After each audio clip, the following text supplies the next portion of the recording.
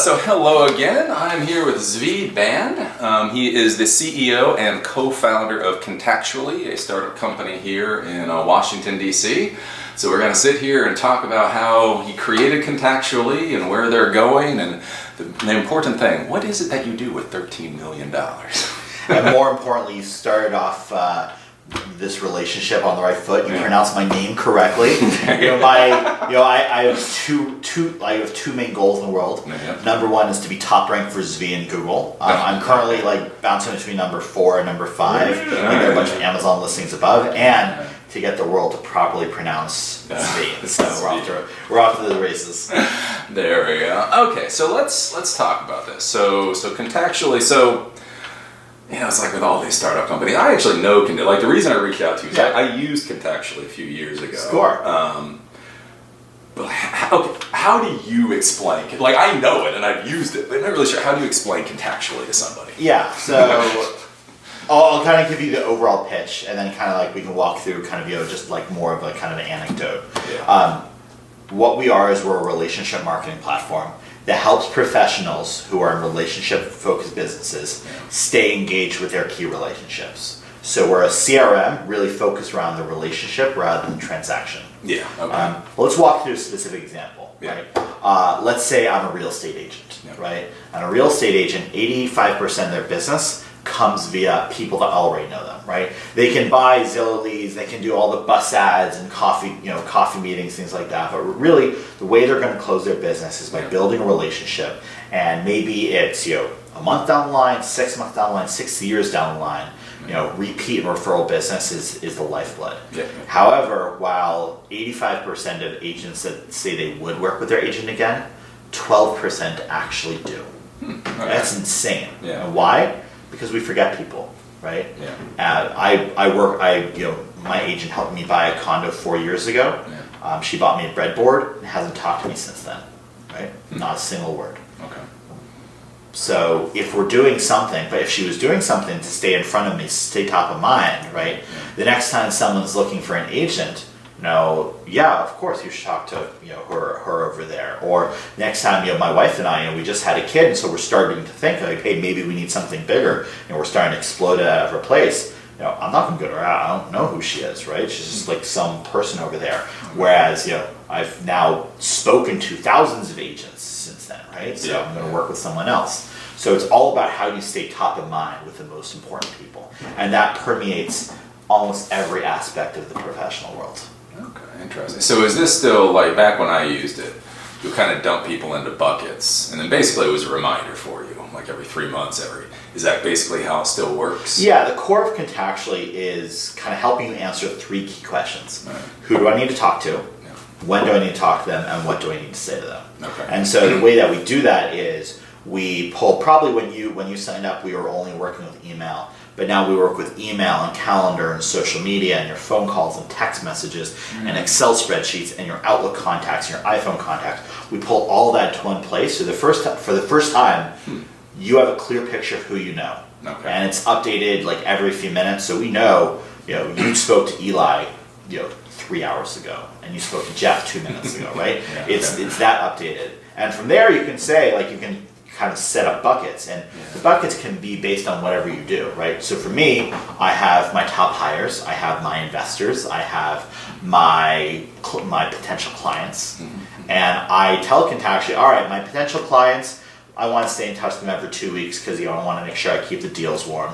Yeah. Top hires, these are people who might be hiring years down the line, so let's keep in touch every quarter. And what Contactually's system can do now is we can start to predict which relationships are starting to go cold and tell you, hey, by the way, Zvi, you should talk to Eli today. Okay. That's all you need to do. Yeah. Here's what you last spoke about. Here's what you last spoke about. Here are the notes you recorded from the last conversations. Here is here is his home address based on his business card. Yeah. Here is what he's talking about on social media. Here's his picture. Here's and then here's an email template that you can use. So it's all about answering who do I need to talk to, when do I need to talk to them, and what do I need to say. Oh, interesting. So how long has how long has the entire, I would say, the project existed? Like, when did you have beer and say, hey, that's a good idea? Like, yeah, so we can go into kind of more of the origin story later on, but the idea was first written in May 2011 in my Evernote. Is that early? Yeah, in my Evernote. Yeah. Started working on the prototype with Jeff, who's now my co-founder, in late June 2011. Brought on our third co-founder, Tony. Kind of saw that had legs over that summer, and then we in October 2011 we incorporated the company, got first round of fundraising, and the rest is history. Really? Okay. So you've been able. So you're now up to, you said 45. So you're up to like 67 or so employees, and so it's about 5 years then. Yep. From beginning to here. Yeah. Really? It's crazy, and it's crazy to think that 5 and change years ago, this was just literally just an idea I wrote down one day walking on the street in Evernote. Just like, it'd be great. This would be something would be really helpful to me, right? Yeah. And then it was just not an off the cuff, but like it was just a gut decision to have Jeff and I just start working on the prototype. Yeah. And so it's crazy to think that like literally that prototype, we still use that code base, right? Really? Today now serves tens of thousands of professionals around the world. Obviously we've got millions in revenue, and now it's paying for 70 people to work on this full time. I still get a kick. It's still crazy for me that again, this was an idea I came up with, and in this office right now, you walk through our office before, there are dozens of conversations happening all around this little idea that I wrote. It's crazy. And so there's no, because like most startup companies, there's always the great pivot. Originally we were going to sell rabbit food, and then, so there's no pivot here. I mean, this is more or less. I think pivots are a little bit overrated. What we've seen is an evolution, really. Okay. Meaning, like we've always started off with the general idea of what we want to solve. We knew that some kind of proactive CRM that helped people build better relationships is what we want to pursue. Okay. And it's really like matured and evolved over time. Like, we have our mission statement up over here, which is something we definitely live by. We actually only wrote this down like 2 years ago, right? But it was always kind of there in heart. Yeah. But our core product, oh my God, the initial prototype we came up with, if I were to tell that to any of our salespeople upstairs, they'd go like, that's the dumbest thing I've ever heard. It was literally something who it would plug into your email, and then every time you would email someone new that it didn't know, it would email you back saying, hey, tell us who this person is, and give some details, and you reply back to that email. And with some more information, and it would capture it, right? And that's it, right? That's all it do. And you can imagine how annoying it was, because when you first, when you first signed up for Contactually, everyone was new. We didn't know anyone, and so literally, it would be flooding with hundreds of emails, in the first couple months, and people were just like, "Sweet, I fucking hate this thing," right? I love the idea. I hate this product, and so obviously, from very early on, we had this idea that we didn't know what we were going to build. And we were clueless in general, clueless about everything. And so the best way to do that was to really be sponges and to talk to as many people as possible. And this is a time when kind of lean startup was kind of just hitting its zenith, and everyone was talking about lean startup. And so the core aspect of lean startup is to just, talk to customers and build what they want. And so we kind of learned of people that all right, I kind of like what you're going, the avenue you're going down. I hate this product, but let me tell you about tell you about this. And actually, even the concept of buckets, which is now central to our product, came out of a couple initial conversations. I remember the first notes that Tony, my co-founder, sent out from a conversation.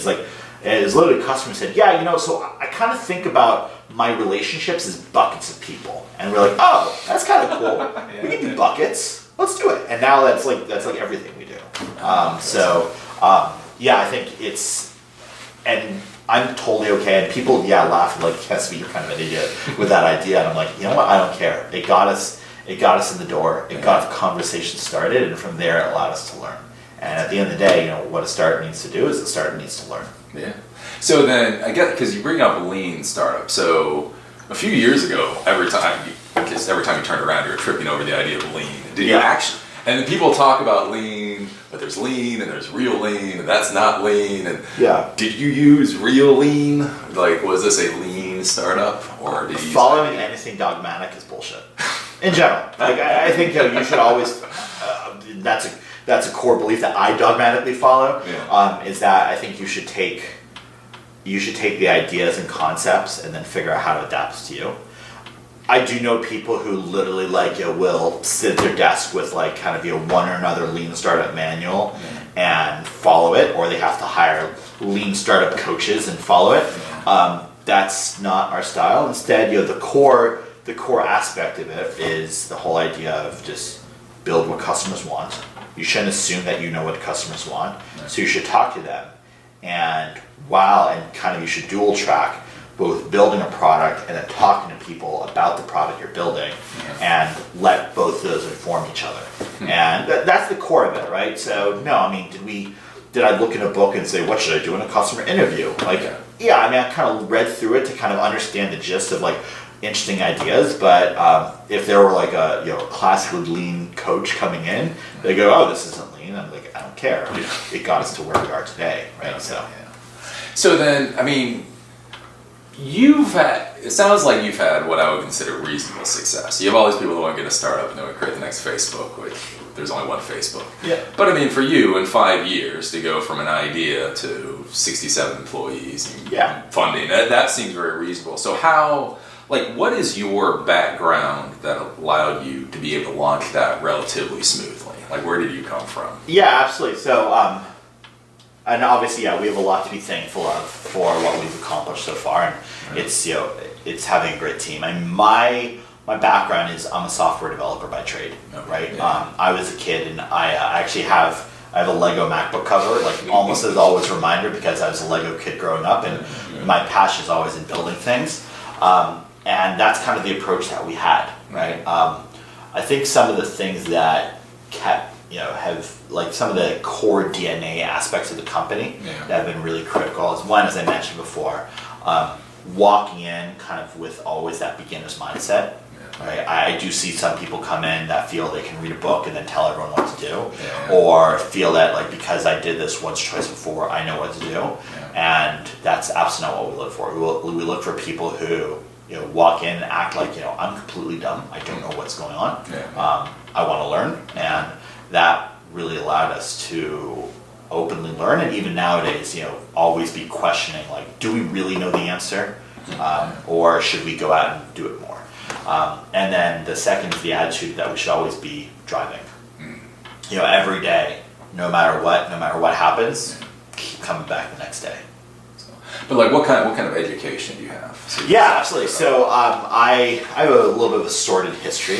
So I was born in Boston, then raised first in Berkeley, then in San Diego, California.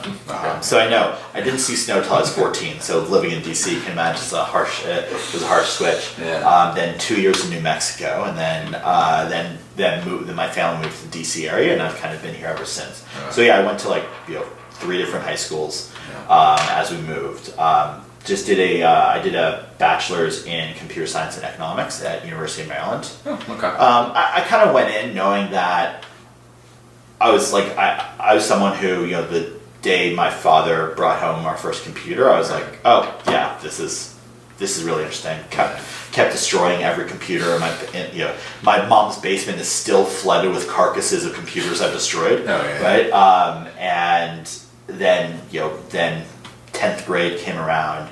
I took a computer science course, intro programming course at high school, and I was like, yep, this is it. All right, I'm a developer. This is I've kind of found my calling.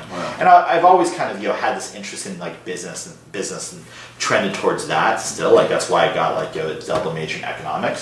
But I knew computers was my passion. So So then you came out of there, and then what was your job? Where did you? So I first out of school, and I would say I don't feel while my mom's an entrepreneur, my father is a scientist, and I was raised with the attitude of you should always follow your dreams and follow your passion. Like that was kind of core to like how they lived, regardless of how poor or well it did. Yeah. They instilled that to me, but I never really had this kind of bug saying, oh my god, I have to be an entrepreneur, I'm going to start my own company. Yeah. And so actually when I first graduated, I took a job. Actually, it was amazing.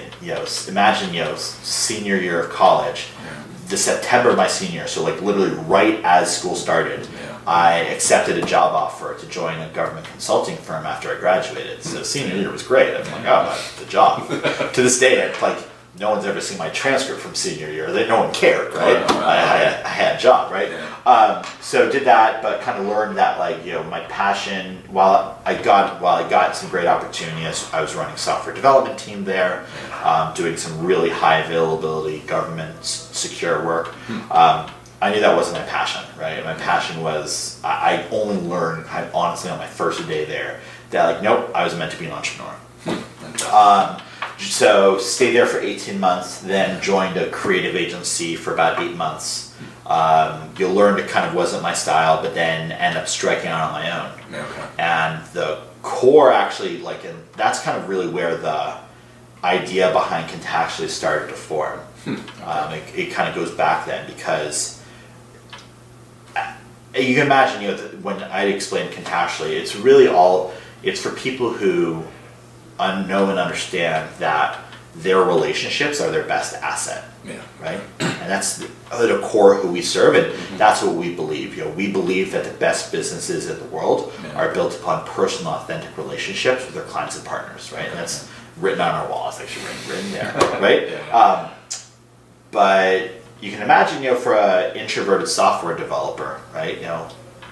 Networking? No, not really my thing. I remember, my first job out of college. They said, "Oh yeah, here are networking events for new hires." I'm like, "Yeah, that's not really my thing. Why do I want to network? Right? I'm here to code and go over here and do work, right?" Yeah. But I knew that I was interested in starting a startup. Okay. And this was back in 2007 or so. Okay. And so I said, all right, well, let's, I want to kind of meet other people who are doing startups because I'm curious. So I started going to some of the very early meetups in the area. There was, I don't know, I even forget some of the names of them, right? But they're this is back when tweet-ups were a big thing. Tweet-ups. Is when Twitter is relatively nascent. Yeah. So Twitter users would have these self-organized community meetups called tweet-ups. Oh, really? Yeah, it was great, but it brought together a bunch of social media, entrepreneurial, and marketing type people. And again, I wasn't trying to network, but I just started building relationships. Okay. Right? I just wanted friends, and I just wanted to know people in the room, not trying to build it for some great objective. But when I left this creative agency, I didn't know where I wanted to go, but I knew I had skills. I just knew I had to get out of there. Yeah. And so I just kind of started telling my friends, these people who I met at networking events, and saying, hey, so yeah, I'm off on my own. I'm a good developer. What do you think?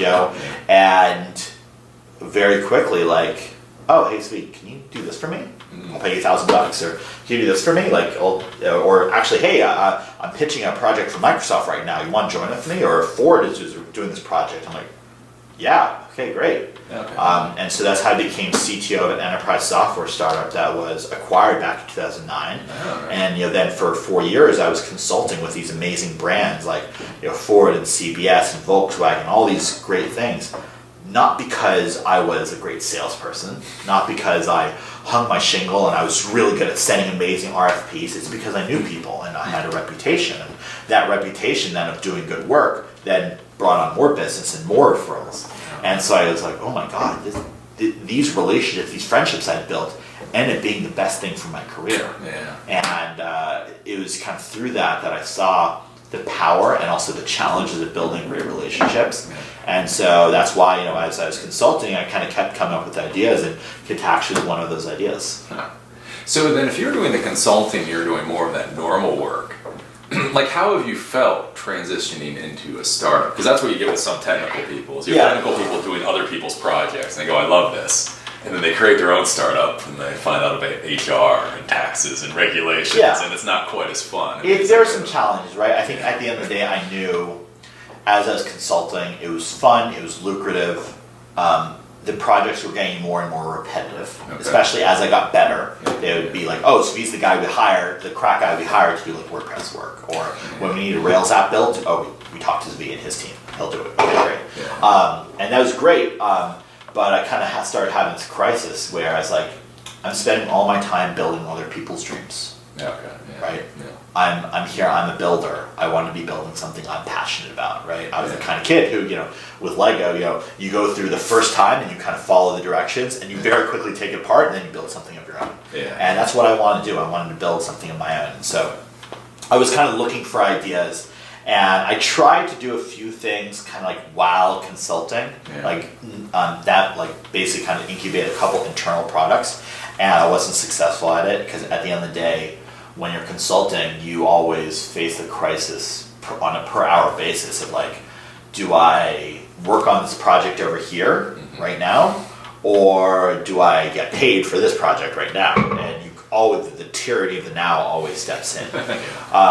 Now, I mean, listen, as now that Contactually has grown, we do have, HR and payroll and real finances and real financials to worry about. Some of that's a challenge, but to me, that allows us to accomplish our mission, and it's a whole different type of building. You're not just building software; you're building a company, which is a whole new type of challenge. So about how old were you when you started Contactually? 27, I guess. Yeah. 27. Okay. So you're still pretty young. So then, how did you feel with that? Because that's the thing. Like, it feels like people who are 27 when they compare themselves to entrepreneurs feel young, or a lot of startup founders almost feel old. Yeah. Did it matter to you? Did that come up in conversation? Like, oh, I'm 27. No, honestly, it never really bothered me. I knew very early on, like when I was at this large consulting firm, I didn't want to be a 65-year-old person wandering the hallways, always feeling regret for what could have been, right? So I didn't care how old I was. I knew that I just kind of I wanted to keep going, keep trying. So no, like the age never come in. And even nowadays, we hire people who are much older than me, and that's completely fine. There's never been a challenge with age. Has there been a challenge at all with the business with age, like with investors or with?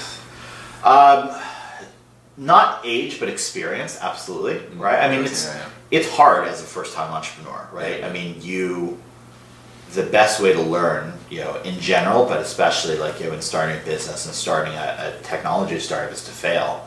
And so the advantage that more senior entrepreneurs have is not only do they hopefully have some success, but they have some aspect of failure, right? And so obviously investors know that. Investors, they look at your track record, and I didn't have a track record. I had some good stuff, right? But, it's not like I said, oh yeah, I started this company and sold it for $300 million over there, right? Of course you're going to give me $10 million right now. So it was a large, especially with fundraising, people are betting on, the track, the horse or the jockey. And the jockey, the horse was just like a crappy prototype. The jockey was like me and a few other young entrepreneurs. And the track was massive, but they had no idea. So they work, a lot of the early money was not a bet on the company, but bet on me. Right? And this hates to be, I know you. I'm not sure I believe in the idea. It actually kind of sounds kind of stupid, but you know what? I'm going to take a bet on you. I think those people have been proven right so far. That's cool. So is that was that a 2011, 2012 like era type thing? Because I know that's when I was talking with people with startup funding back then, was like some of these people were ridiculous. I mean, they literally said, you don't even want a business plan, you don't want anything. You basically just go out to people and say, I'm a tech person, give me money. Yeah, that was the general attitude, especially in like Silicon Valley areas where seed funding was a lot more prominent. Like there was a lot more seed funding out there, and there was just starting to be the influx of people saying, "Oh, I can just start a business on a pitch deck," right? So we were just kind of like ahead of that wave. So it was, so yeah, we did get into an incubator that there's probably no way we'd get into it nowadays, or at least not with the experience we had back then. And so yeah, we were kind of lucky in that case. Nowadays they look for people with more traction or more formal teams or some real accolades, because there are so many people out there. Doing in DC was definitely a challenge, but obviously we've been able to overcome it. So, well, especially if you were 27, you're a tech person anyway. Like, why didn't you pack up and go to Silicon Valley? I mean, that seems like just a no-brainer. I mean, I don't know. Yeah, I don't know. Like, it definitely came up, and even up until more recently, it's always kind of come up as like okay, we could. Yeah. As I look back at, there are kind of a few key reasons. One is, we were in DC. Like, I had, then fiance and dog and rent and things like that. And so when we joined an incubator, it was actually based in Mountain View, California, right? Based right in the heart of Silicon Valley. And so we went out there, and so we got kind of some of the Silicon Valley experience, but but because we moved so quickly and all of us still had girlfriends or fiancés and dogs and rents and everything like that, we were like, oh no, we're gonna, we still have to go home after this. And we kind of like never really saw a big pull to come over. And I kind of have grown and love the DC scene, right? And I've seen the power of it. I like being a bigger fish in a smaller pond, right? And that helps from a recruiting and a retention aspect. And honestly, I think there's also this attitude of there is very different mentalities out there versus here. And that, I think, allows to build a company with better business fundamentals. And I've seen how companies, like that's, for example, Werner Back, that stayed in the area, and most of them have struggled, I think, because there was a different approach, right? We got a lot of advice very early on. Again, this is like kind of the heyday where like everyone's like, oh, get funding, right? So easy. Saying, oh, well, it sounds like your product would be really good. Maybe you should go for consumers and be completely free. Or you know what, you kind of want to beat LinkedIn maybe one day, and so you should be completely free to everyone and figure out how to monetize later. And again, kind of maybe it's kind of the East Coast mentality. I'm like, it doesn't sound like a good idea. And most of the companies that kind of went that attitude or went the freemium aspect, freemium was really popular back then too. They're dead. And here we are, kind of survived. And I think part of it is because some of the decisions we made, which maybe if we had a different mindset, we wouldn't have made the same decisions. Interesting. So has there been any kind of pull to go to the West Coast, like with your investors? Have you had to push back very hard? And say, yeah, absolutely. Especially some of our early stage investors. They've had that push saying you absolutely should, or hey, we give you more money if you moved over there. And I think it's been a personal struggle of mine because I'm very much rooted here, and not only am I rooted here, but I'm a believer in building a company in DC and building a company on the East Coast. I won't rule out that at some point I or my teammates or will be on the West Coast, either fully or we'll open an office or something like that. That's changed more in the recent couple years as we've gotten more investors, or as we've gotten more traction, and people see, oh, well, looks like you're making it happen in DC. Okay, cool. And then also seeing that rents are skyrocketing in San Francisco, and funding is getting harder in San Francisco, and talent is getting insane. That now some of the same investors who are saying, hey, move west, saying, hey, I'm actually kind of fine here. Like, you're good. Don't worry. And so that's been an interesting change to watch. Well, what about also, like, being in DC? The weird thing with DC is it's only this big, and you've got Maryland, almost within walking distance. Maryland is that way, and Virginia is that way. So, like, what's the benefit? Like, I've been surprised. Like, Northern Virginia is just massive in the tech.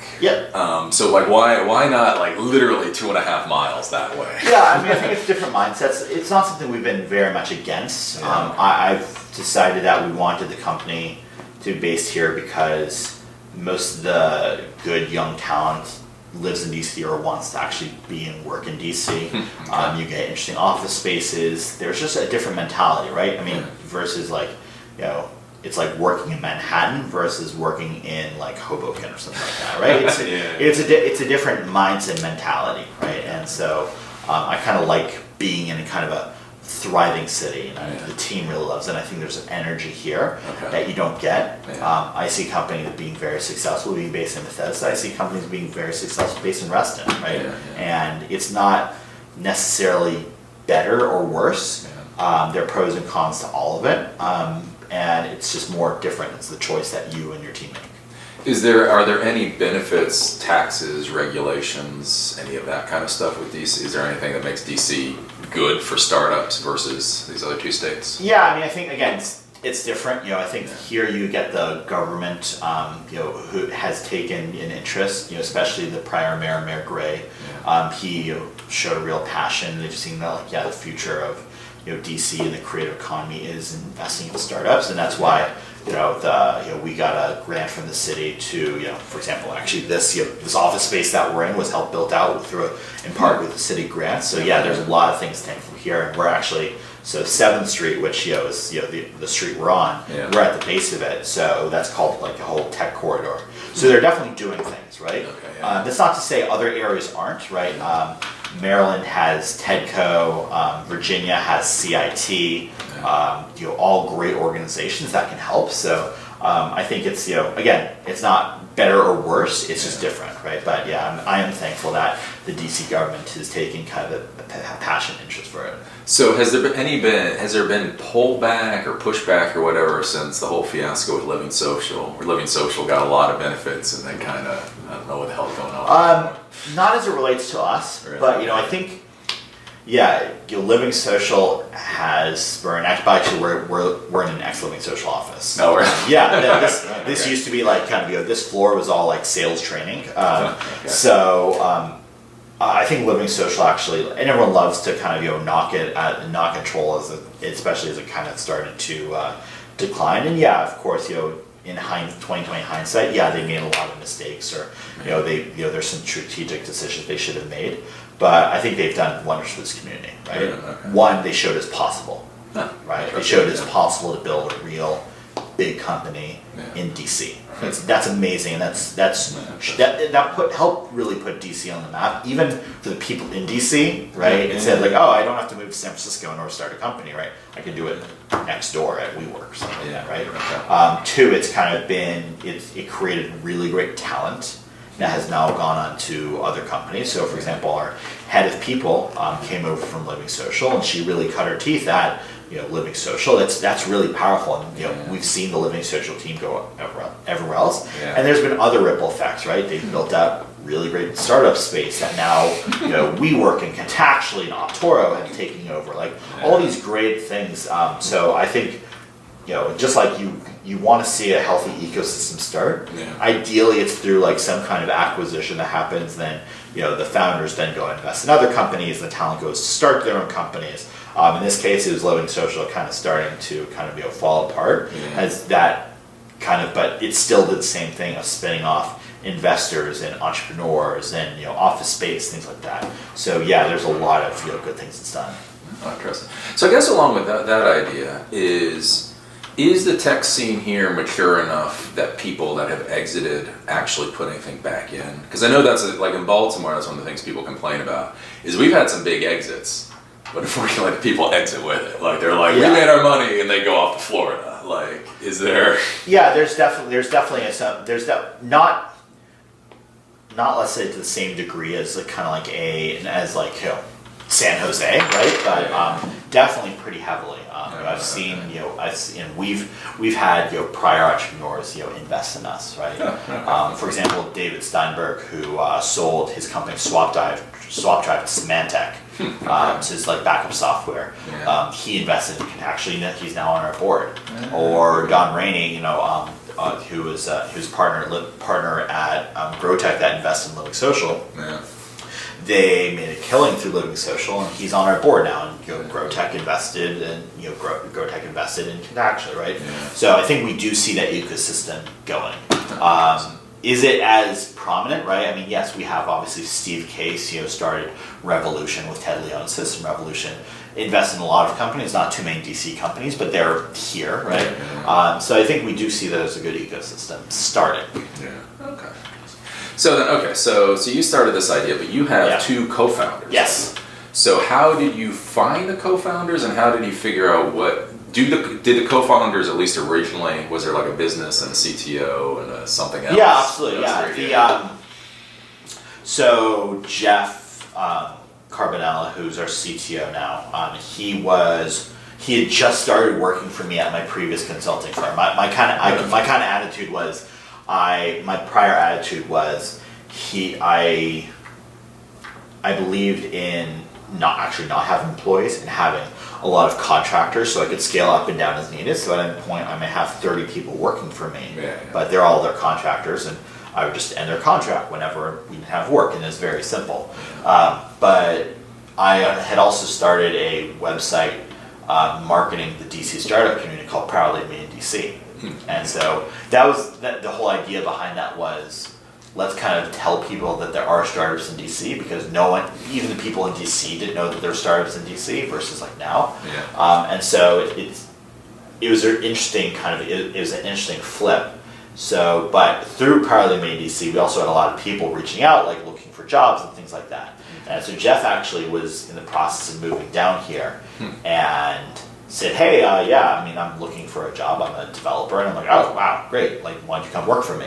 And it was only like 2 weeks after he started working for me that we started working on Contactually. And it's funny enough. And so he started working with me. And so he and I, like both developers, right? He was deeper on the development bench. I was more deeper on like the technical and kind of leadership side, or definitely on the product side. And so we were able to build a product. I knew very early on that my past failures were not around building a great product, but marketing and selling it.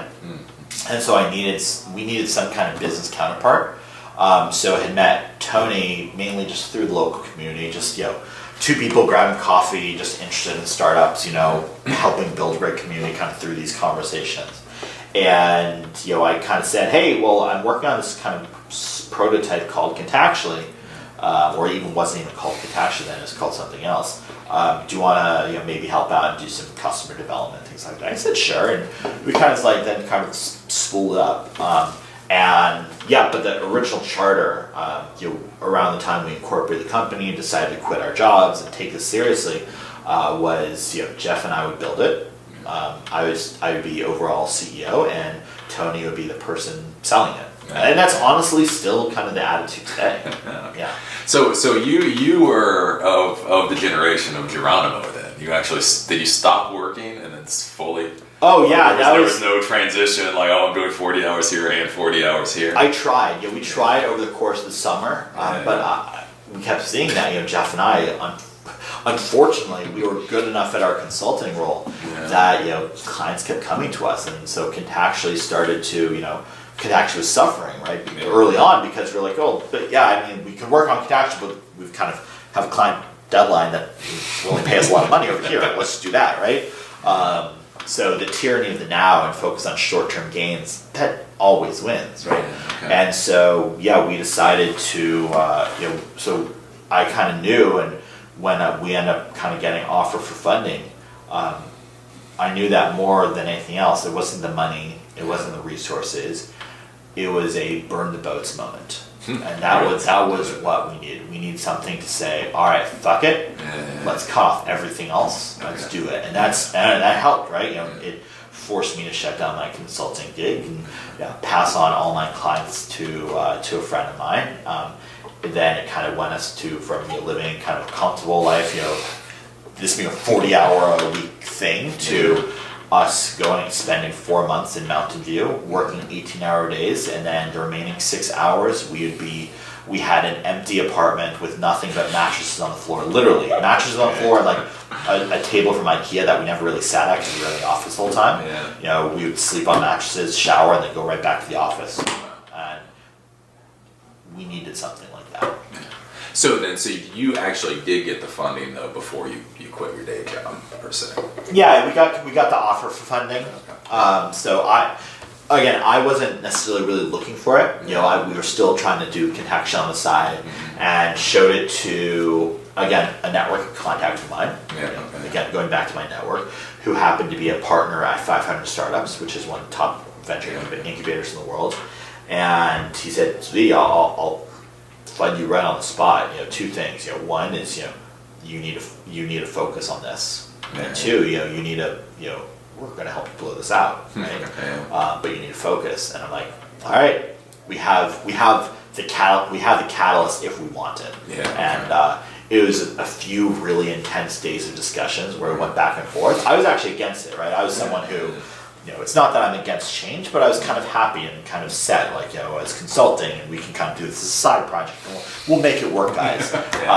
And you know, they were much more of the mind of like, no, this is something we need to focus on. And so that's what brought it up. So then you didn't, because that's what everybody's, you know, there's this whole thing, you go and you beg to all these people, please, please, please. So you were just out having a beer, talking about your thing. Yeah. Wow. Now that obviously was the catalyzing moment. I then spent the following 6 months still begging people for money. Right?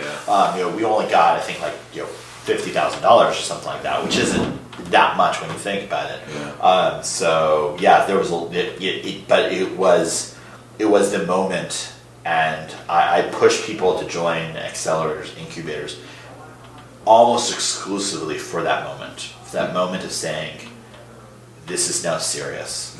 This is a get rid of everything else. This is a 4 months. You walk in, you know, with an idea, and you walk out with a company, right? That's the kind of attitude that I think you need, and so crucially. So how do you feel about because 500 Startups has a weird reputation. So you're pro 500 Startups. You like it? I'm thankful for them, right? I think they've done amazing things for us. The network is still great. You know, again, it's some kind of validation tool that says, all right, maybe these are three idiots who don't know what they're doing, but 500 Startups and the team behind them seem to think that there's something there, and so that opened doors to, you know, early investors, right? And they said, all right, like, we'll at least talk to you, right? In the mentor network, saying, all right, well, I get you. You're obviously, like, you know, somewhat worth talking to, and so the brand really helped, and then, you know, the format of it, right? Is it as, you know, great a brand or helpful as a Y Combinator? No, right? YC was the first and has an amazing brand. You know, 500 Startups now taking this pivot of, like, kind of going global and helping entrepreneurship around the world, which is really powerful. So yeah, I mean, listen, you know, and I think, you know, everyone's pretty clear, you know, if, you know, given the opportunity, you'd probably want to go towards something like YC. But 500 Startups, I mean, again, you know, we wouldn't be here without it. So. Because I know Dave McClure is very bombastic and out there, so you wonder where the bombast ends and, you know, reality kind of begins. No, he's actually an incredibly, like, humble, sharp guy. Really? He is, he is all, like, you know, shock and awe, like, when he's on stage, which is really powerful. It actually helped me my pitch. I still remember, like, you know, pitch night. It's like 11 o'clock one night, and I'm burnt out, things like that, and, you know, we're doing pitch practice, and he's yelling at me. And I didn't know him that well, and I'm like, oh my God, here's this guy just yelling at me. And I'm like, I don't, like, what am I doing here? But it helped, right? It gave me some feedback, right? So. Okay, interesting. So you go out there. So you went through 500 Startups at Keller. We were batch 3, and now they're batch 30 or something like that. So then, when you come back here, what is your decision for, like, office space? Because that's the whole thing. Like, that's the whole weird thing with startups, is if you do what you think you're going to do, you're going to have a zillion people. But if you're a little slower than that, you only have 5. Like, how do you come back and figure out what office space you need and that kind of stuff? Yeah, I mean, let's say this. Up until recently, I've always been the attitude of, like, let's get office space when we're at absolute crush density. Yeah. Like, literally, the office space before this. It could comfortably fit 10 people, and we had 30 in there. It was miserable to the point where, like, the last 2 months of the lease, we had to get a co-working space a couple blocks away and put some of our people over there because it was so miserable. But and now, of course, you know, we brought on, like, you know, my VP Finance is much smarter and savvier than I am. But yeah, I mean, but also back then I created a co-working space back in 2010 or so, and ran it for about a year or so, and Contactually was actually founded out of it. But back then, I mean, we didn't really have much else in terms of co-working spaces. Yeah. So it's cool to see that nowadays, you have two guys, you get a space at WeWork, and then when you need something bigger, you get a space at Make Offices or something like that, and then you kind of level up from there. That's really powerful. We didn't have that. I still have this habit of whenever we need office space, I still in my mind say, oh, maybe I should start looking on Craigslist again. And no, so you're not going to find a 20,000 square foot office space, Class A space, on Craigslist. Well, with these, how something like this is you guys can't see it, but it's surprisingly, I mean, when you first see it, it looks pretty small, and then you come in here but what is a lease on something like this? 5 years or? Well, I mean, if you got a sublease, it's it can be a lot less. And so our model up until now has been to get subleases. So or direct leases from small people. So our office space 2 spaces ago, I was renting space from a friend of mine. Yeah. Okay, right. And then after that, it was our first 3 or 4 spaces were just renting from friends, and then it's renting from someone who the space that was listed on Craigslist. You pay the guy a check and you sign the lease. Very simple, no big deal. Yeah. This was a little bit larger thing. Living Social had a 5-year lease. Yeah. They were looking to get out of it after 2.5 years, and so looking for a 2.5-year lease. And so that allowed us to then kind of take this space. So that's been really helpful. And now, of course, we're looking at when you need 20,000 square feet and you're a more serious company, then it gets more complicated. But thank God we have a really great broker and a really great finance operations team that says, Zvi, we'll handle this. And I'm like, yeah, thank God. Right? A lot of things based on our conversation earlier. There are a lot of things that you can be, that I was sad to gift away, and some things that you're happy to gift away. The fact that I don't have to look at QuickBooks anymore is amazing. The fact that I don't have to worry about our lease anymore, that's great. So then as you grow, I mean, honestly, how big do you think you can grow Contactually? Yeah. I mean, there's a reason, I know, 1 million people, but there's a reasonable idea. Yeah, I don't have the reasonable idea. You don't have. I'll be honest. I'm very much focused on kind of the North Star, right? Which is we believe that our mission statement and the market that mission statement serves has the potential to build a multi-billion-dollar company. Okay. Yeah. Truly believe that. I think that's entirely possible. Okay. What we are, so it's really a matter of, can we achieve it? Right? And that's the question, right? Can we achieve it without running out of capital? Let's hope we don't do that. Or, letting this just be a stable business that doesn't really grow, right? We're trending away from that. There's a lot of M&A activity in our space. CRMs get bought, SaaS companies get bought, so those are always possibilities. Yeah. But I'm very much building the team and the culture and everything like that around this is going to be a long, freestanding, independent company. We'll go public one day. But I'm a realist and say there might be opportunities that come up. Yeah. But do you think with DC, could you grow this to 2,000 employees in DC? Reasonably. Yeah, potentially, absolutely.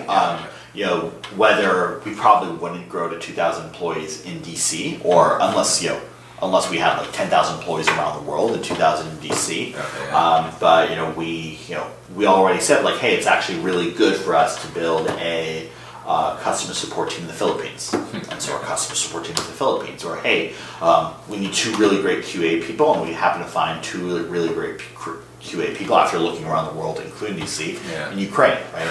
Yeah. We may decide, hey, our next few salespeople, maybe we'll hire them somewhere else in the U.S. Okay. But I always believe you should, hire the best people wherever they are. Yeah. Ideally, we want to be co-located, but we may have to set up offices somewhere else. Yeah. But I think, for the foreseeable future, kind of the gravity of the company is going to be centered in DC. Okay. So if you go these international places, you would actually just find the people and then kind of build the business around them. Yeah, absolutely. Yeah, I mean, or if you even need to build a business around them, right? Yeah, I mean, we have amazing people in the Philippines. They work from home, right? They meet up and they meet up and they have events and everything like that. But they work from home, and that works great, right? Or so how does that work in the modern? Because that's again, like I say, you read all the tech mags, and you've got like this weird thing where some people are saying everything is about collisions. And then you have other people saying everything is about teleworking. Or yeah. So if you have people in the Philippines, that not only are they in the Philippines, but they're actually working from home. So do they have any connection with your culture? Yeah, I mean, it's a challenge, right? It's a decision you make in trade-offs, right? Our model's been for roles that really are at a core collaborative, right? Like product or leadership or marketing. Okay. Yeah, having everyone in the office as much as possible and together as much as possible is powerful. For everything else, I think it's remote work works. Yeah. You just want to have the right structure around it. Okay. You can build culture with a good remote team or entirely remote work. Yeah. But like we, for example, they work the same hours as us, right? Okay, yeah. They're on Slack. And we communicate during meetings, team meetings. We always have a Google Hangout or Fuse or Zoom or something like that running in the background, so like remote people can be in the same room as us. And our attitude, as seamlessly as possible, seamlessly as legally possible, treat them as employees, right? Okay. And act like that they're part of the team, right? And that's worked. Right? Do we know all of them as intimately, or are we as collaborative as they are with someone that sits next to us? No. Yeah. But for the roles we have, you can definitely make it work. Okay. So where do you figure out? Because I know that was one of the issues I had. One time I was trying this whole blogging thing. I found wonderful people. I found this great guy out of Ireland, and so it's like this weird I just shot my accountant an email, just that normal thing, like, oh hey, I'm just hiring this contract, and then holy crap. He just beat me over the head with PDFs, where apparently there was this whole Irish tax law thing, and it was actually rather absurd to hire a contractor out of Ireland. So, how do you deal with... There are challenges, absolutely. I mean, our attitudes, we've gone through services like Upwork, or you can even hire call center services, things like that, that handle whatever their taxes are. Okay. So, yeah, I mean, it's a challenge, right? And that's why I said, they can't be employees, and you have to be careful with how close you treat them as employees. Yeah. But we want them to feel part of our team. Okay. So then back to your co-founder. So you have 3 co-founders, yes, or 2 co-founders, and you. So then, how did you figure out the split, and how did you figure out the contracts with their the cliff? Vesting and things Vesting and all that kind of stuff. How did that all? Yeah, and when you're co-founding a company like that. That's pretty straightforward. It's a negotiation, right? What are you bringing to the table and what am I bringing to the table? And I made sure that my 2 co-founders were well compensated and kind of bought in. That they didn't say Zvi's got the lion's share and we're doing the work and he's taking the credit for it. No, I made sure that they were properly compensated. And then we're all actually we kind of kept it so we're all subject to vesting. Okay. And then sometimes as you raise later rounds of capital, that's subject to vesting again, because they want to make sure that the founders aren't just going to kind of take the capital and run. They want to make sure that people stick around. Yeah. And so that's luckily I've heard horror stories. And as much as you want to worry about do as much downside protection when you're worrying about legal agreements, it's marriage, right? And a lot of times marriage is ending divorce, right? Startups end in failure, right? Yeah. So you have the 500 startups investment pretty easily. So then you go through the accelerator, and then you're looking. So walk me through then. So they gave you about $50,000, somewhere on the order of, and so you're at about 13.1 based off of Crunchbase now. So how do you get from $50,000 to 13? What was the process for that? Yeah, just all scar tissue on me.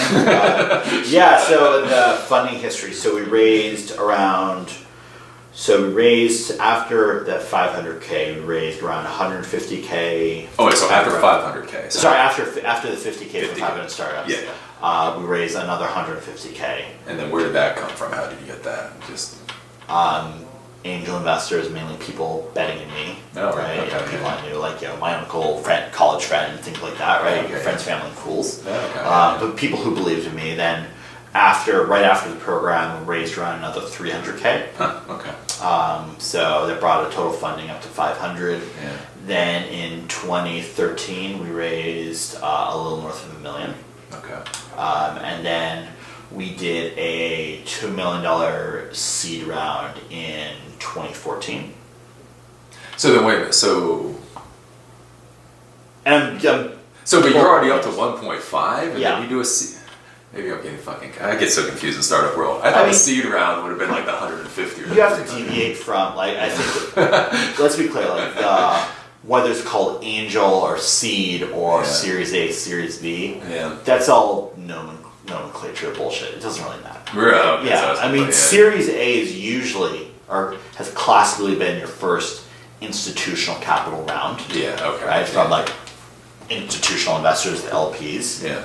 Now, we raised money early on, but they were kind of more considered like super angels or micro VCs and things like that, or seed stage VCs. Okay. So we did 2 seed rounds. We did a seed round in 2013 of $1 million, and we did a 1.05, and then we did a seed round in 2014. So we did 2, mainly because in 2014, we were ready to raise capital, but we weren't ready for our first institutional round.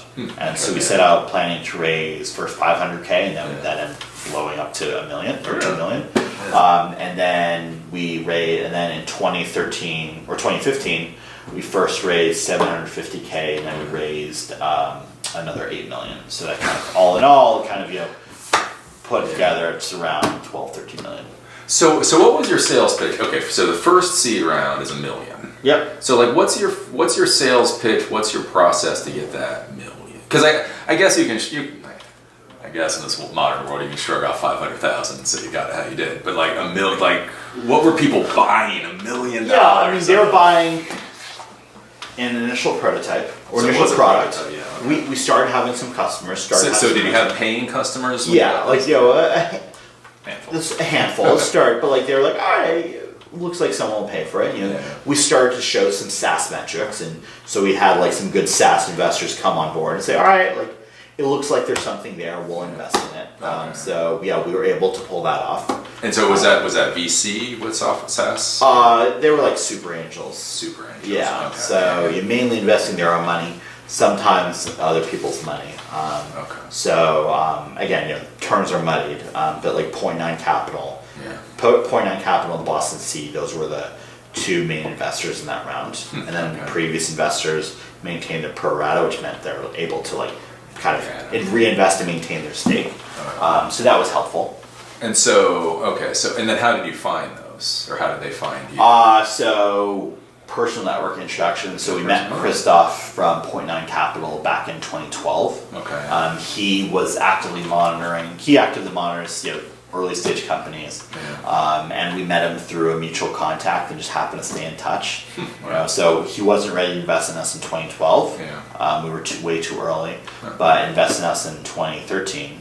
Again, investors invest in lines, not dots. So he saw that. Oh, okay. Back then you guys have a prototype and you have no idea what you're doing. Now you've got an early beta, still no idea what you're doing, but you've got some customers. So okay, great. Looks like there's something there. We'll invest. And so they were investing on early SaaS metrics and proof that there could be a business behind this, right? They've obviously figured something out. 2014, our seed round of $2 million was on revenue growth. Right? We showed we passed $1 million in revenue in annual recurring revenue. We started having a sales team. We were starting to show that we're a real company that can build something, right? And 2015 it was all right, you guys are $3.5 million in revenue, and you guys are clearly cranking. Okay, something's working here. It's still early, but there's something here. So that's why we're able to raise our Series A. So that first $1 million, what was the valuation there, and how was that decided? Oh God, I don't know. You don't even. I blacked out. I'm not sure. I mean, valuation, it's a negotiation, right? Yeah. At the end of the day, who cares? Valuation oftentimes gets tweaked as too much as like an ego thing. Like, what's your valuation? What's your valuation, right? There are multiple things you have to think about. It comes down to like what percentage ownership of the company are you willing to give up for how much capital, right? That's the core math that comes around. And then you obviously have to think about, as your valuation gets higher and higher, your exit window gets higher and higher, right? We can't, when we raised our Series A, we can't exit this for $5 million and everyone walks away happy. Versus if we did, when we were founding the company in 2011, that would be great, right? So it kind of changed that, but we've again, it's thinking about like what are you willing to give up, and we've given up a substantial amount of the company. We're okay with that because it's given us this access to capital, which has allowed us to build this business. So you're saying, so the second seed round, you were gonna go for $1 million or 1.5, you ended up with 2. Yeah. So people were just like, take our money? Like, how does that work? Yeah, I mean, for better or for worse, you have to abandon logic and fundraising. Unfortunately, right? No one wants to be the first investor in. Okay. Everyone wants to be the last money in. And so once you have some money in, more and more people want to come on board. So I remember we only set out to raise 500. So 500, okay. We only set out to raise 500K, and it was a scrape to get that. And then we kind of got 400, and then we had someone come in who said, "Hey, I really like you guys. Yeah, we'll invest. We don't want to do 100K. Can you do $1 million?" I'm like, oh. Okay, I'll change valuation, but okay. And then once they saw, like, oh my God, previous investors and other investors, who are always waiting on the sidelines, like looking who else is going to go play, said, oh yeah, great. You mean raising this? Can we jump in too? Can we jump in too? So So again, a lot of fundraising tactics are around kind of building demand and hype interest, and seeing that other people are investing, they may miss out, and hey, there's only this little left. That's what gets investors very interested. Okay. So then you got that. So you were up to like almost $4 million in revenue per year. Yeah. And then you take almost $9 million in funding. So if you've already got that much revenue, why take so much funding, I guess? Yeah, I think it's because, again, we believe, right? We believe in the mission, right? We believe that this has the opportunity to be a massive company. In order to be a massive company, we knew we were going to have to raise significant amounts of capital and achieve that. Right? It took a lot of work to do, right? But that's what we decided we needed in order to execute. So then how do you grow? Because I mean, if you look at your app as you have it now, and it's pretty built, and it seems pretty good. I mean, like what additional employees? Like, what do you have? What do 70 employees do? I guess, it's obviously kind of two sides of the house, right? We have around 15 people overall focusing on building the product, continuing to improve and iterate it, and then we have our sales team that works with customers that come on board and and then is going outbound to try and seek customers. We have a handful of employees that are focused on marketing and driving demand. Then we have our customer success team that's focused on, or once someone has converted to a customer, how do we keep them, retain them, make them happy? And then we have our operations and finance team and recruiting and things like that. So it's strange, and you're kind of like, all right, well, what does everyone do? And like, no, everyone's really busy, right? It's kind of crazy. So I guess that's one of the interesting things too, since so much of the software, I mean, part of the argument is it's really expensive to set up your infrastructure, but you should be able to take on like 1 million new users and only need 1 additional employee. I mean, can you kind of scale that way? Yeah, I mean, theoretically, right? I mean, we built, versus software of yesteryear, right? Where you get a new customer, that means buying a $10,000 server and screwing it to a rack and buying a fiber wire, things like that. Yeah. Now it's just like, because we're entirely cloud-based, it's like, yeah, come on board. We kind of monitor levels and things like that. Yeah. If 1 million people were to come on as paying customers tomorrow, yeah, we probably need to do some database work. But no, like it can scale essentially infinitely, especially as long as we have a team that's kind of monitoring it to see how it goes. But yeah, that's not a problem.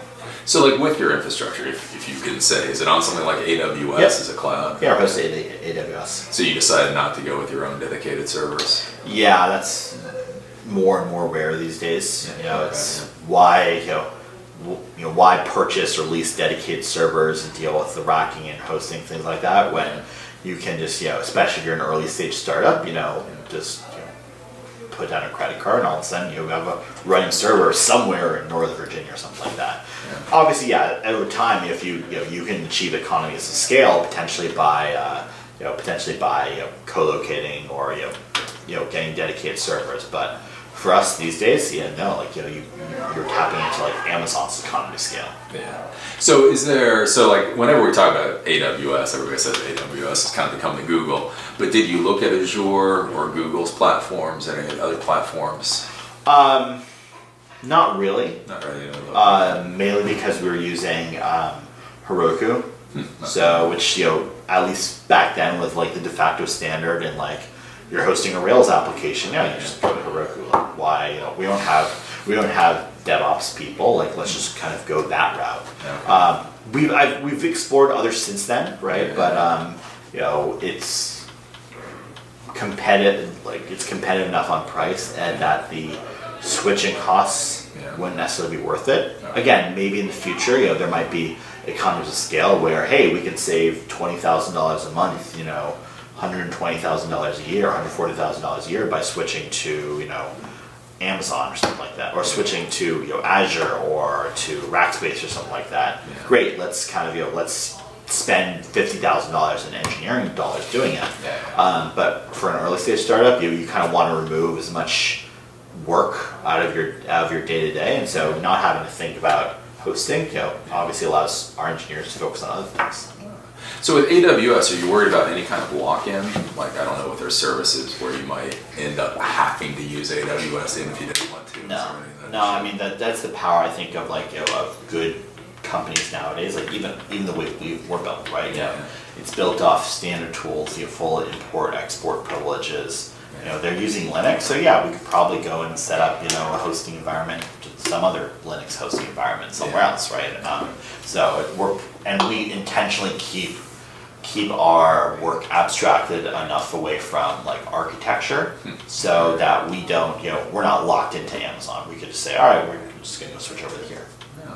Yeah. So then, what was the original code? You said the original code was written on Ruby? Yeah. Is that what you knew? Yeah, it's what we knew. It's what my co-founder knew. Yeah.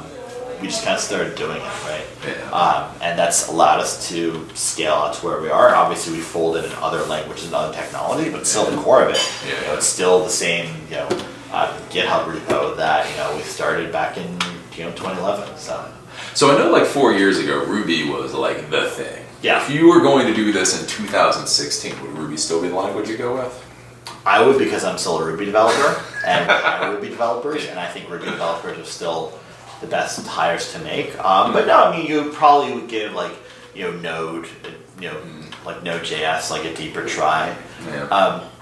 Honestly, I think there's sometimes specialized things. Like if you're building an iPhone application, you should build in Swift, right? Yeah. Or if you're building something that is very much like all about user interactivity and web, great. Like go use React. Like we're using React on our front end. Mm-hmm. Honestly, I believe that the choice of technology languages is minor. Yeah. Okay. Use one that you can hire talent for and allows you to build quickly. Yeah. Okay. Who cares, right? You can be, I mean, there are successful startups these days. They're still using like .NET. Great, go use .NET. As long as you get .NET developers, great. Yeah. So I guess that's one, because I talked with one startup before, and they were like 10 years old. Yeah. They had Ruby, and basically they said they were stuck on Ruby until the end of days. Do you kind of get stuck on whatever coding you originally created? Like, could you imagine recoding? Yeah, absolutely. Oh, you could? Yeah, okay. I easily could. I think it's how you do it, Yeah. is challenging. It's a business decision. Like, are we, do you just literally like kind of shut down your engineering team for a year and basically say, hey, we're now going to rebuild everything in a different language? Yeah. Or do you kind of start to say, hey, well, this service over here or this API over here, we're going to start using this, right? And this over here, we're going to start using this and start folding in new things. Again, it's, at the end of the day, it's actually relatively simple math, right? It's, it's developer hours. Like, if I make this investment, will it allow our application to run 10x faster and get 10x more customers? Will it allow us to, I'll save my engineers 50% of the time so they can write code twice as fast? Who knows, right? We don't think too much about it, so. Okay. So then what, so if you're CEO, and you've been doing this about 4 or 5 years, and so like what does your day look like as a CEO of a startup company? Oh God, I have no idea. You have no idea? No, it's a mix, right? And maybe that's kind of one of the harder things for me having done is switch from from being an engineer where you're just kind of like very much in the weeds, kind of do the work. You come in like, I used to, like, for example, get 3 emails a day, and my calendar was just nothing, right? It's just like come in and work and I go home, right? Now it's like, every half hour is scheduled out. Sometimes every 15 minutes is scheduled out. I have a mix of everything. So far today I had one one-on-one with an employee. I had 2 interviews. I had 1 team meeting, which turned into a meeting about 3 different topics all at once. Yeah. I had a couple off the cuff meetings. Responded to 50-some emails. Yeah. Made 1 call to an investor. Wrote 1 deck. Yeah. It's a mix of everything. And being CEO, you kind of do a little bit of everything. So do you use any other startup to help? Because that's one of the questions people ask me is how the hell do you schedule your day, especially when it's so weird.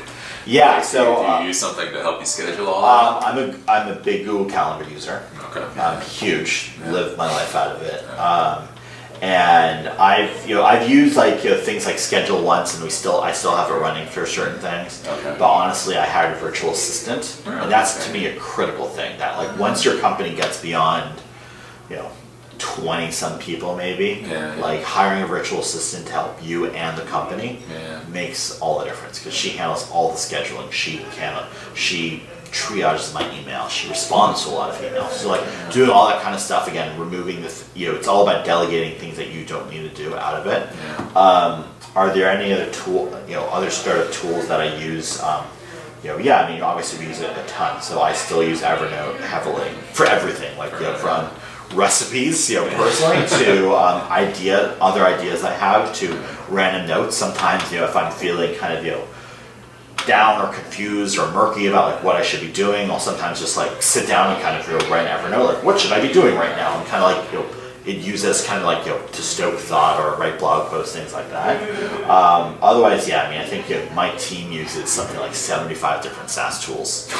Wow. It's amazing amount of stuff we use, So I guess one of the questions that I have with going back to Contactually, so if you look at what you're doing, is there intellectual property with what you have? Or is the intellectual property that valuable, or is it more the execution? Yeah, absolutely. There's definitely intellectual property in what we do. Okay.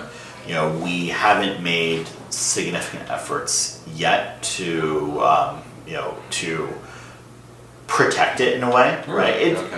IP is largely a defensive mood, or maybe an offensive move. If you see, oh my God, my competitor's doing this, I can go get a patent and go sue the crap out of them. I believe we'll always win by executing, and just by out executing everyone and moving faster than everyone. Okay. And IP, it'll come with time, but it's not necessary for us right now. So you're not worried about Salesforce adding buckets, or I don't know, one of these other companies basically going, that's a good feature. There have been companies that have copied our features, right? Okay, yeah. Whether we could sue them, I don't know, right? We're not a particularly litigious company. Okay. And I don't think, and I personally there's obviously enough back and forth around patent reform and things like that. I very much believe that the way we've continued to beat the people that copy features is by being better. Better customer service, better product. You can copy our product, but you can't copy my team, and you can't copy what we're building right now. So then, with your pricing, because I looked, and it was about $20 per user. We're actually $60 per seat per month. We have like a 60. Yeah, we're a $30 per seat. We have a $30 price point and a $60 price point. Wow. We used to, that's gone up. I mean, we used to charge our lowest price point was probably like $10. Back in 2012, and it's kind of gone up since then. Yeah. So then, how do you pick that pricing? Like, how do you? I mean, so many people complain about $5 a month for Gmail or something. Like, how do you pick 30 or 60? Yeah, pricing is hard, right? It's I think it's all about determining the price elasticity of your market, and also the value that they get, and also then the value they perceive in your product. Yeah. We've done so much research and attempts and things like that looking at competitors. Yeah. The only way you're going to know whether you can, for example, charge more for the product is charge more for the product and see if things hold. And so there's always been this kind of like, oh my god, I hope this works, while we're kind of like pulling off the band-aid and rolling out new pricing. Yeah. And it's worked. It changes the perception of the company. Obviously, it brings in more capital to the company, which then allows us to build a better service for our end users, which is what we're here for, and they're happy to do that, right? Really?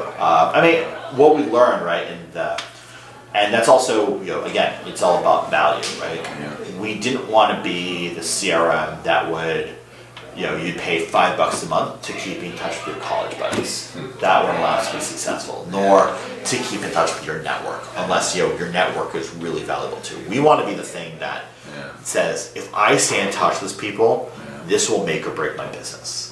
Meaning that, if a real estate agent uses Contactually, and by using Contactually and following up with their past clients and their referrals, things like that, they get one new deal, that's $5,000 of commission at least, right? Yeah. Why are you arguing about spending $60 a month on Contactually when that's what you get like the first week, right?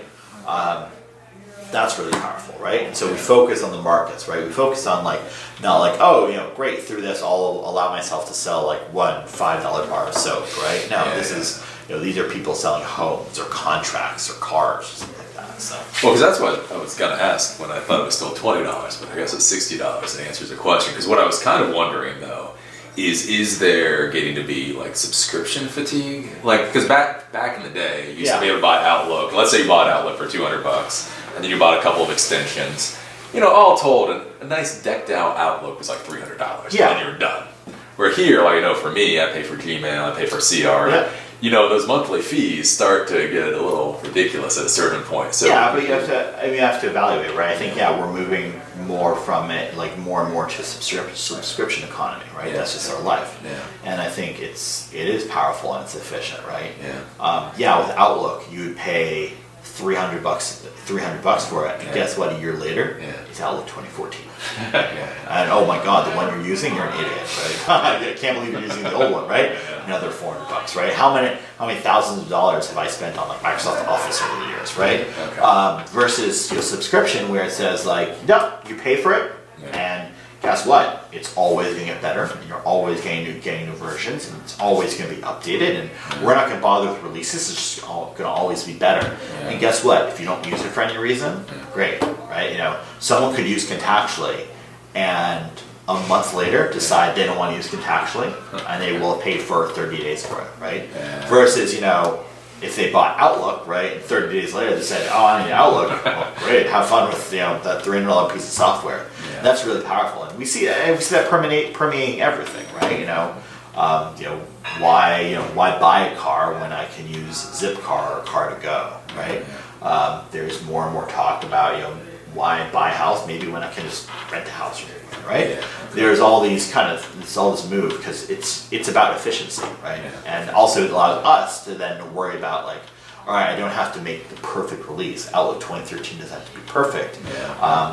If we see something that can be better, great. It's turned on for our users, and they come in and say, "Oh, great, awesome! Contactually X% better now." Yeah. So, do you run into any problems with that? I know, a lot of cloud service sites, like with YouTube, right? These platforms, they'll make a change and everybody loses their damn mind. Like, have you run into any problems? Oh, absolutely. Yeah. Oh, yeah, no question, right? Yeah. There's always kind of the who moved my cheese attitude, right? You know, it's it's not that your cheese is better or worse. It's usually better. It's just in a different location, right? Yeah.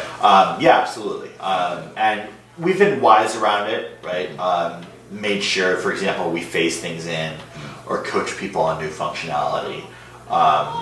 Largely, like, we haven't done too much like take big things away or make giant changes such that it completely wrecks people. But yeah, we have to be comfortable with that. And I mean, we know that we have to change as a company, right? Our product has to change, our culture has to change, and guess what? We believe that every company needs to do that. Every company needs to adapt to something new and adapt to something better. So then, of course, the question all my people are going to want to know: PC, Mac, Linux. What is your preference? Mac Office. We're a Macintosh office. I was a PC guy hardcore until like 24, and then I'm like got a Mac and I've never looked back. We have 2 people on our finance team that still use PCs, and we don't make too much fun of them. They have Surfaces, which are awesome. Oh my god, they're amazing, right? Blows my iPad out of the water. But no, we're a Mac office. So you are a Mac office. I guess that's one of the questions too, especially with my followers, since they're more IT. Like, do you have an IT department, or what you would consider an IT department? We have an operations manager now. Okay. Previously, the IT department was me. Right? Like, I had the spreadsheet of I had a spreadsheet of inventory. Like, I think this person has this Mac. I think this person has this Mac. Maybe, I don't know. We've gotten a little bit more formalized since then. But no, we don't have dedicated IT. In part, we don't necessarily need it as much, at least at our stage. At our stage, right? Meaning like dedicated in-house IT, right? Meaning like we're mainly using cloud services, which we turn on and off. Obviously, we have IT firms that we work with for the things we have now, like the office internet and cabling and our VoIP phones and everything like that. So yeah, we absolutely need it. And again, there will come a point where I'm sure we're going to need dedicated IT staff. We thought about hiring it later this year, but again, it's about the right time for it. Okay, that's interesting. No, I just keep trying to tell all these folks, like say, because you have a 70-person company. In the past, you would have had at least 1 or 2 IT people, like IT people, but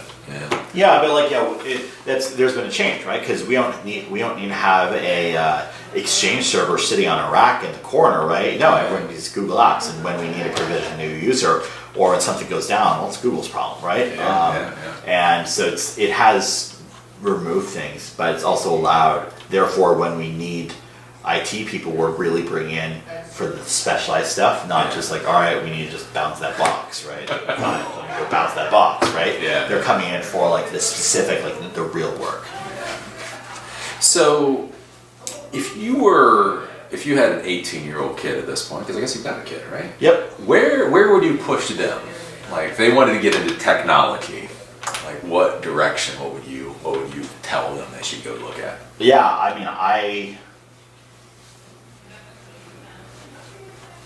I think the core of what they need to do, and I think our role as parents is we need to build learning machines. Okay. That's the most important thing. Doesn't matter what technology or what stack you use, because it's going to be out of use in 2 years. Right? What matters is, are you able to learn and adapt? So that's going to be the most important thing, right? I think there's been a inability for many people to learn, and that's the biggest risk that we have as professionals. Is like that we get so stuck in what we're doing that we don't learn, right? So I'm still, again, 70-person company. I still go home and code at night, mainly to make sure that I'm an engineer, right? And I still learn. I can still learn new coding skills, right? I think that's really important. I do believe that that nowadays you need to have a dual track in engineering or something engineering related, and then some kind of soft skill, whether it's actual business, like maybe your first role's sales, right? You can code, but you can still go to sales, or it's product, or it's marketing, or something like that. I think you need it. I think especially in the future, you need to have that right left brain, right brain mentality. Okay. And then, in general, what's the most for you as a CEO and with this company? What's actually the most valuable, like vocational, technical skill, like Swift or Ruby or some kind of it's Ruby or JavaScript. It's really like React nowadays. Yeah. Again, that's the skills we look for, and it's really helpful and usually ideal to have people come in with those skills. Yeah. But when we're interviewing people, we make sure, can you learn? Yeah. Right? Because we started off, we started off first, doing bare bones JavaScript, and then jQuery, and then Backbone with Marionette, and then React, right? Yeah. We kind of keep doing that, and maybe, we're with React for a year, and then we kind of say, oh, well, this thing's better, and we'll start kind of folding that in more and more. Okay. And what matters is that, do we have a workforce that can learn, right? Yeah. You don't want to have to say, all right, well, we're switching from X to Y. We need to fire all of our X developers and hire Y developers. Yeah. That would suck, right? That's not how you build a business, right? What matters is you say like, hey, X people, we're starting to move towards Y. Let's start learning Y together. And they're all right, cool. We'll become Ys now. So. Do you use any like ed tech? Like, do you have contracts with Udacity or I don't know, any kind of boot camps or anything like that? So we have a handful. In general, what we do is we have internal classes and brown bags and things like that. Then we also have every employee gets a $1,000 a year professional development budget, which honestly I'd be happy if they overspent and blew through, because that meant they're learning more. And they can use that towards anything. So it's whether it's a Udemy course or they want to take something in General Assembly or something like that, they can do that. Out of all those boot camps, like General Assembly and all that, is there one that you find people come at like they're a little bit better quality? It's a mix. I think, and I'm not trying to dodge the answer, right? I see a lot of people come out of GA, and a lot of people come out of Dead Boot Camp, and then a lot of people come out of like Turing.io, which is like a small little one in Colorado. Okay. That tends to be some of the highest quality graduates, but it's really more who you are than anything else, right? Yeah. Like we hired someone who came out of General Assembly, but it wasn't just like he came in and said like, all right, I need a new job, let me go learn how to code and go do that. Yeah. You still need to have that engineering mindset, or at least need to prove either through the program or afterwards that you're still an engineer. You're not just like someone who can write code, but you still have that engineering technical mindset, right? Yeah. So that's been very important, right? I equate it to learn to fixing a car, right? Yeah. Yes, you can go to school and learn how to change the oil, but in order to really be a mechanic, you need to understand how the car works, right? And you need to have a passion and interest in understand the car works. Otherwise, you can go get a job at Jiffy Lube and change oil all day long. But if you really want to work somewhere and be proud of your work and really make a difference and build the next autonomous car, right? You need to understand how cars work, right? So if people go to like these coding camps or wherever, so we're talking about like 2011, all that, the meetups were the big thing. Yeah. And I've talked with a lot of people, and it seems like we're post meetup. It seems like there's been a bit of a meetup bubble that may have popped. Yeah, and I see everything kind of goes through the hype cycle and it kind of goes down. Yeah. I run one of the largest tech meetups in the country. The DC Tech Meetup is regularly. I think we're now like 60,000 members. Oh, do you run that? I thought what's his name ran that? Creative strategy. Peter Corbin, DJ Saul. Yeah, no, we co-founded it together. Oh, right. So it's one of the largest tech meetups in the country, and there were. When we started, there were dozens of little ones out there, or it's like, hey, let's go meet at a coffee table over there. And I think there are lots of these interesting aspects of building community. I think they should do that. Yeah. But there was when I first graduated, I was going to 4 or 5 a week, all the time, right? Yeah. There would be some nights where there'd be 6 stacked, and you have to choose which 2 you go to or something like that, right? And now, yeah, it's kind of, there are maybe 2 or 3 a week that maybe are worth going to, and you probably go to one of them or one every 2 weeks, something like that. Yeah. It's also a maturity thing, right? As people mature, as companies mature, right? I become more selfish, right? Not only do I have a family and everything like that, but my time is better spent running my company rather than going out and meeting people. Yeah. So are meetups still probably the best place to go to meet people, even if it is? I think it's a tool in your arsenal, absolutely. What most meetups are for, you have to remember, is yes, it's maybe at most 50% the content. Yeah. Oftentimes it's not the content. Oftentimes content is crap, right? Yeah. But what matters is meeting the people in the room and saying hi to the people next there, and taking that relationship and making sure you maintain that relationship. Not just like, oh, I walked out with a stack of business cards, but like I walked out with 3 new friends, right? And I'm going to grab coffee with them, and I'm going to stay in touch with them, right? Okay.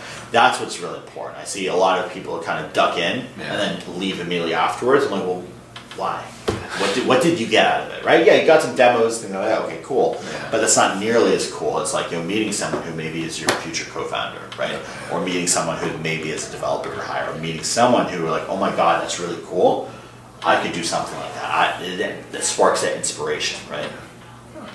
Then I guess the final question, oddly enough, since I'm talking to you, what is your view, because this is a question that comes up with a lot of startup companies, that it's weird, like some of the most impressive people I know get zero recognition from their communities. So like what is the value for you of press coverage, of recognition? Is that valuable? Is that something because there was one investor who actually said that, like he actually got pissed off when his startups were in TechCrunch.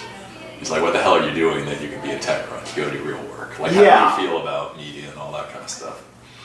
I think media it has to be used the right way. Right? Again, you have to think about what builds the best business, right? I know a lot of great companies that, for example, enterprise companies that like, they know their market, they know who they want to hire, they know who they want to sell to. Yeah. They don't need that, right? And I know some companies that like, they believe, at least, the only way they're going to succeed is by getting in the press. And oftentimes, because everyone wants to be the cool hot guy on the block, they think they need press, right? Yeah. For us, it serves a couple things, right? One is it does have some halo effect when it comes to marketing, right? Meaning, we may see a little bit of a pop when we're in TechCrunch or in the news or something like that, but more it's kind of the residual thing of like people who are looking about CRM. Oh, they Google CRM, they see this article that TechCrunch wrote about new CRMs, and they see Contactually. Okay, great, like we're folded in there, right? So we kind of so there's kind of a halo effect and just overall brand awareness, right? Startups do, I think, or most startups need to care about their brand. It helps with the recruiting, right? Especially locally. Yeah, we're very fortunate to have won a number of awards and have a lot of press about us. But it's mainly useful from a recruiting perspective because it allows great talent to find us, and even from a retention perspective, it gives our employees even something better to be proud of, right? Like, oh, cool, yeah, my company's in. My mom called me and said, "Oh yeah, your company was featuring XYZ." That kind of cool stuff happens. So I think all of those are pretty helpful. Okay. Do you spend much time, energy, money on like press releases and that kind of stuff? Not really. Little bits here and there. It's when there's something we feel like that's newsworthy that we want to announce. Absolutely. Okay. Right. It does help with like also industry presence and things like that. And it's something even just like it's material you can send to a sales prospect or to a job candidate saying, hey, by the way, did you see that? Yeah. But I've seen, some companies feel that like their company isn't worth anything until TechCrunch covers them, which is the same bullshit approach that like, they feel they're only worth something if an investor invests in them. Right? No, what matters is are you building business, right? So that's cool. So do you have any final thoughts to the geeks at home? Any thoughts on building startups or where you guys are going, all that kind of thing? Yeah, I mean, I believe, and I keep fucking missing this. The patent line about like a good plan violently executed today is better than like a perfect plan executed tomorrow. Yeah. I believe that the number one most important skill that everyone needs to have is a bias for action. Okay. If you do, and if you are decisive, I don't think it matters as much whether you're making the wrong decision or the right decision, right? But if you keep moving quickly and you keep maintaining that mindset of learning, you'll start going down the wrong path and learn, oh, this is the wrong path, and go down the right path, right? The first name of the company was called Enforcery, which sounds like a cybersecurity company, right? It's a terrible name. And everyone makes fun of me. I'm like, you know what? I don't fucking care. Because it started and we got the company off the ground. And then we came up with the name Contactually, right? What would have been better if I spend 3 weeks with the name Enforcery and then change it? Or should I spend 3 weeks instead of doing anything and sit around thinking about the name? Right? Like, I care most about it. I always push people, always execute, right? And I care with my team, not as much about the results they achieve. Yeah, of course, I care about the goals and we have everything like that, but like, are they executing? Are they trying things? Are they failing the right amount? And so I think the most important thing that everyone needs to do is they just need to keep moving and keep executing. Cool. Sounds good. Well, thank you for talking with me today. My pleasure. Thanks for listening to me. I don't think I'm that interesting, but thank you. Oh no, these folks, they just sit there, they put it on in the background, they listen to it, and they'll come up with the next startup company. So Awesome. okay, see you guys in the next video.